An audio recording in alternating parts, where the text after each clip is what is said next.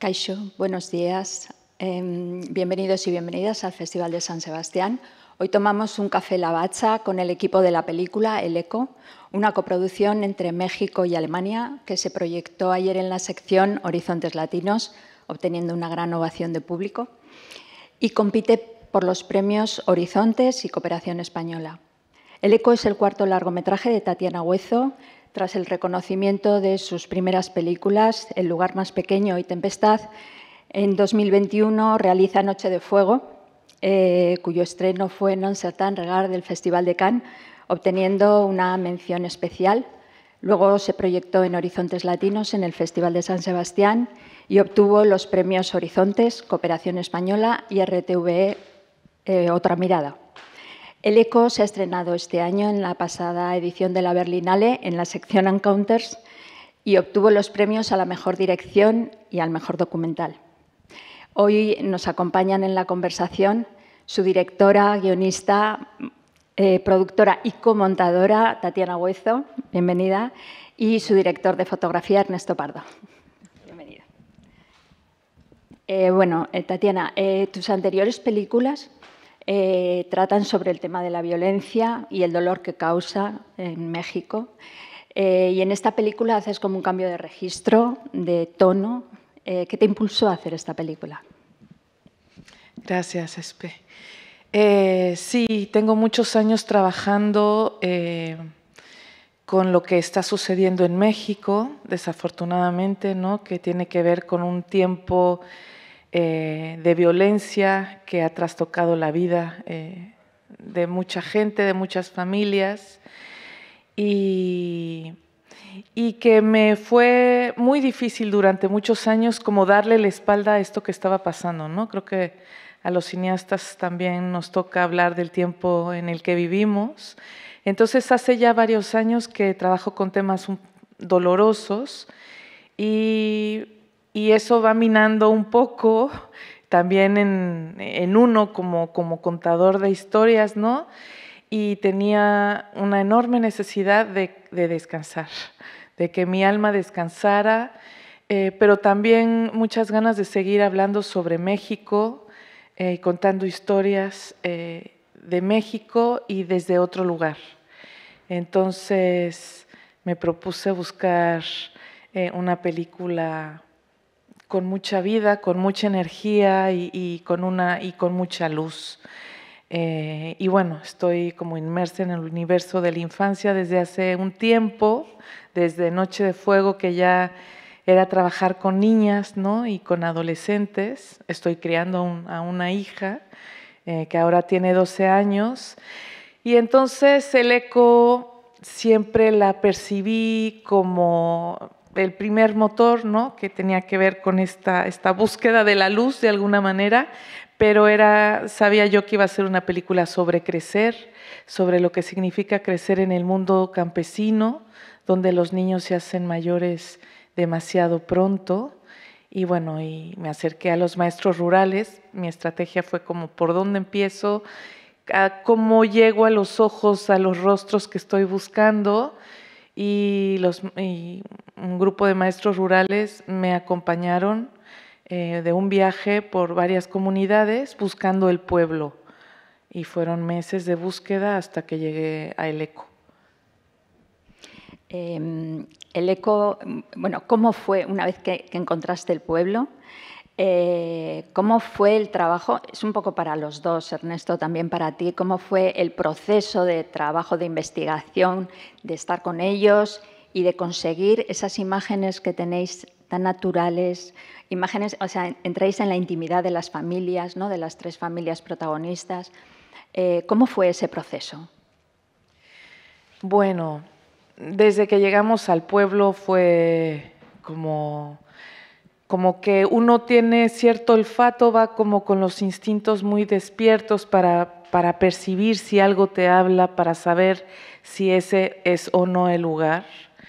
El pueblo donde nos íbamos a introducir los siguientes años de nuestra vida, porque son procesos muy largos, la verdad. Y desde que llegamos a este lugar, el paisaje ya era algo avasallador, muy hermoso. llegué a la escuela, vi a una pequeña de 6 años, que luego ahora es una de las protagonistas de la película, casi 5 años después, ¿no? Es con sus ojos negros muy bonitos y muy abiertos, tutoreando se le llama, enseñándole un tema que había aprendido a otros 2 niños que eran gemelos, y ya era la imagen de los 2 gemelos, el eco, como que todo te empieza a hablar, ¿no? 2 espejos, el viento soplaba ese día, me acuerdo, y era sequía, y había como unos grandes remolinos de tierra a lo lejos en el paisaje. Había mucha magia en ese primer encuentro, y nos sentamos a comer con una familia y la abuela de la familia estaba en la mesa, y me acuerdo que le pregunté que por qué se llamaba así el pueblo, ¿no? Y si había eco en algún lugar del valle, del espacio.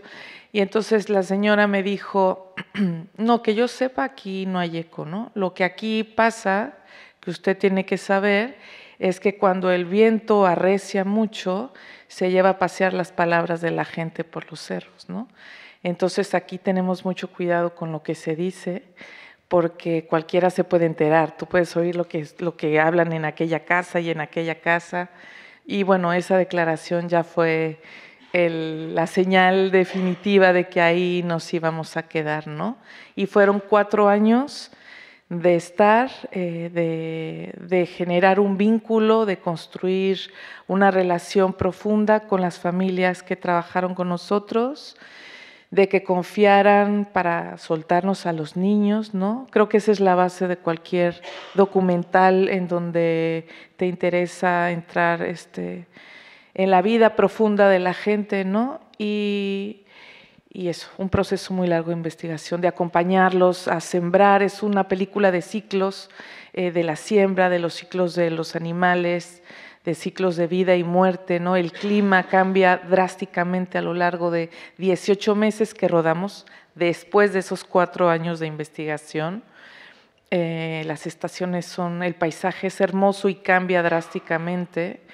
Y bueno, este fue, digamos, el proceso que nos acercó y que nos dejó meternos como con una gran intimidad en la vida de la gente, ¿no? Sí, pude estar también muy cerca desde el principio de la investigación y sí, la misión fue observar, apuntar y entender también los procesos de los niños y los ritos, ¿no? de iniciación, los ritos de paso, la muerte, entender cosas que le ocurrían a los niños que significaban el crecimiento, ¿no? Entonces, tuve la oportunidad de estar desde el principio del proceso y eso nos ayudó a poder tener una idea de cuál podría ser el planteamiento del punto de vista, ¿no? de la película, que tiene que ver mucho también con la altura de la cámara y con la cercanía, ¿no? Creo que esto es una película muy, muy cercana, de planos, sí, estamos muy adentro de los personajes y eso construye como el punto de vista fuerte, ¿no? de los niños y de la niñez. Sí, es que, bueno, os iba a preguntar posteriormente sobre eso, pero al hilo de lo que comentas, bueno, tiene una fotografía espectacular la película, enhorabuena. Me gusta mucho pues, el tratamiento de los exteriores, los interiores, ¿no? Esos momentos también de suspensión narrativa que se quedan ahí, ¿no? Que a veces remiten a ausencias o simplemente que dejen reposar un poco lo que ha pasado. Y en términos, quería preguntaros eso, en términos de puesta en escena, ¿cómo lo planteasteis? Porque la naturaleza a veces está captada con grandes planos generales, pero otras veces persigue a las ovejas, ¿no? Rápidamente, o en los interiores hay como reencuadres, no solamente el encuadre de la cámara, sino como reencuadres de miradas, ¿no? Que van guiando un poco cuál es el foco de la escena. Me gustaría, no sé si me podéis... Creo que Er tiene mucho que decir al respecto, pero lo que a mí me gustaría decir es que hubieron muchos retos narrativos y formales en esta película. Entonces, mis películas documentales anteriores tienen una voz en off, que ha sido el corazón de estas películas, donde se escucha el recuento de los hechos, de cosas que les han pasado a los personajes. y esa voz en off se obtiene a través de entrevistas. Y en esta película dije, a ver si somos capaces de atrapar un pedazo de la vida con pureza, ¿no? Y la primera propuesta va a ser una película sin entrevistas, sin voz en off. Vengo de mi primera experiencia de ficción, que fue Noche de Fuego, y también el lenguaje cinematográfico de la ficción es algo que me emociona mucho, y como que nos situamos ahí, ¿no? Con esos retos de intentar poner la cámara, de generar muchos planos en cada secuencia y de acercarnos todo lo posible a un lenguaje cinematográfico más cercano a la ficción. Entonces, por muchos momentos pareciera que fuera una ficción. La diferencia es que yo no le digo a los personajes lo que tienen que decir, ¿no? Y entonces la combinación de sus propios instintos y de sus propias palabras con la puesta en cámara creo que acerca la película de una forma muy importante al espectador. Y bueno, tal vez la luz, ¿no? Había una propuesta de hacer que fuera un ente vivo también el paisaje, ¿no? Que se azota con el viento, que llega la helada en el invierno, que se vuelve un desierto cuando llega la sequía. Sí, creo que en cuanto a la puesta en cámara, la puesta en escena, creo que de las cosas más interesantes que ocurrieron fue que muy pronto las personas del ECO con los que íbamos a trabajar entendieron que ellos iban a representar, que nosotros necesitábamos que ellos vivieran su vida y nos dieran esa parte de su vida. Y ellos, pues sí, empezaron a trabajar siendo muy conscientes de que eso es lo que necesitaba Tatiana para la película. Y entonces, pues los acompañamos en estos procesos, ¿no? de vida, en estos procesos del trabajo, en estos procesos de aprendizaje en la escuela, en un marco que poníamos y ellos vivían ese marco y decían, ¿no? cosas hermosas.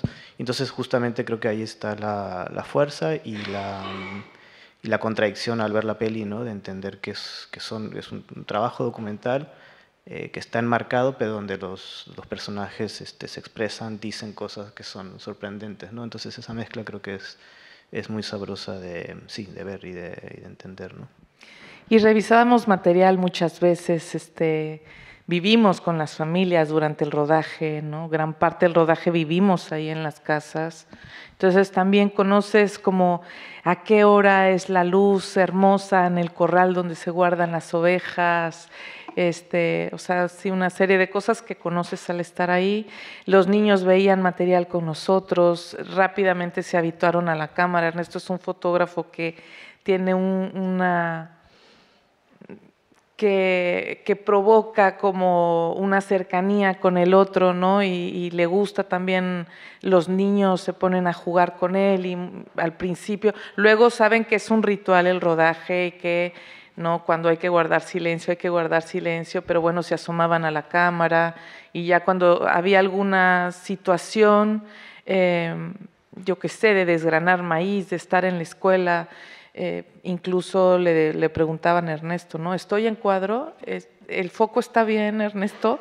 ¿Te gusta la luz aquí? ¿No? De que nos escuchaban hablar a nosotros y ya usaban ellos los mismos términos. Muy pronto se acostumbraron a todo lo técnico del pequeño aparato éramos muy pocos, la verdad, y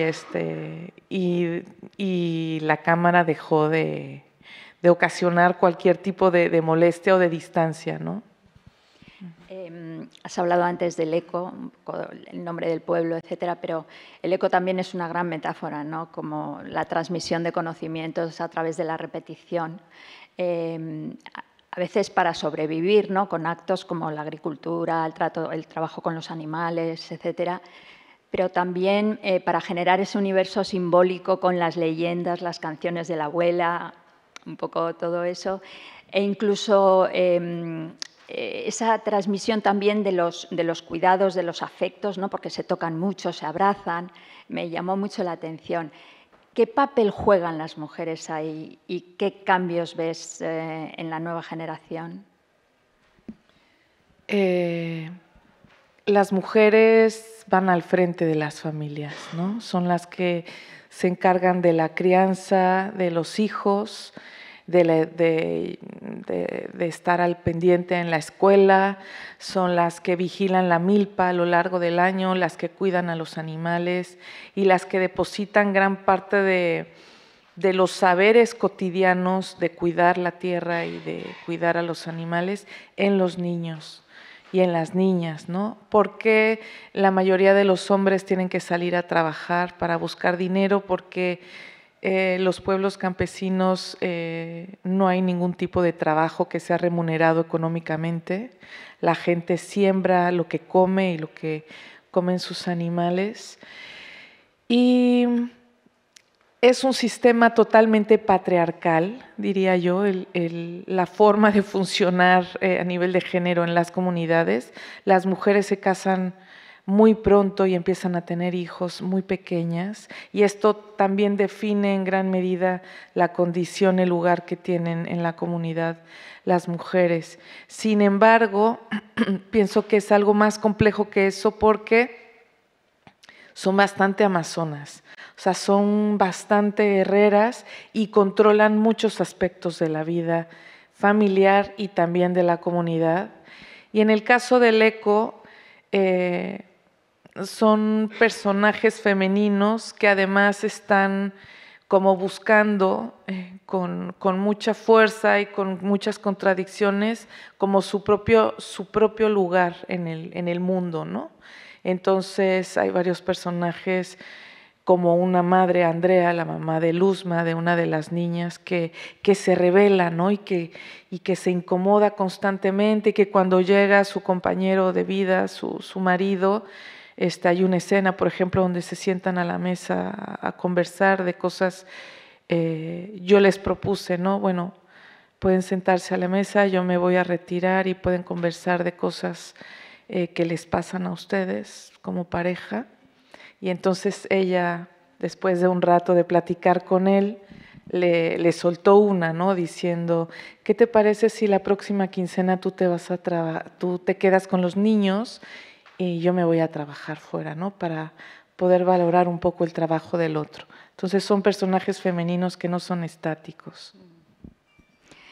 El sonido de la película, bueno, no nos queda mucho tiempo, pero sí que quería que me comentaras un poco el papel del sonido en la película, que es fantástica la banda sonora, ¿no? Tanto la música, las ráfagas musicales, como esa naturaleza en movimiento. Pues el sonido, el diseño sonoro es de Elena Eskenazi, una mujer maravillosa con la que trabajo hace más de 20 años. Para mí el sonido es un elemento narrativo poderosísimo en una película, porque es muy sensorial y porque uno no sabe por dónde se mete, por qué parte del cuerpo, obviamente por los oídos, ¿no? Pero creo que el sonido produce una serie de sensaciones y de emociones que es difícil explicar, que son muy subjetivas, y me encanta explorar. Entonces, una película de viento, donde el viento ruge, donde las ramas gigantes que hay en el bosque también tienen un sonido y crujen de una forma muy particular. Los animales son un elemento importantísimo en la película. Intentamos visualmente estar muy cerca de ellos, pero sonoramente también todo suena de ellos, ¿no? Estornudan, tosen, respiran. Entonces eso nos acerca como con mucha intensidad también al mundo animal de este lugar. Muchísimas gracias. Lamento muchísimo no poder continuar la conversación, pero tenemos que acabarla aquí. Ahora les vamos a dejar con unas imágenes de la película El eco, de Tatiana Huezo, que les animamos a ver en las salas a lo largo del festival. Ahora, gracias. Gracias.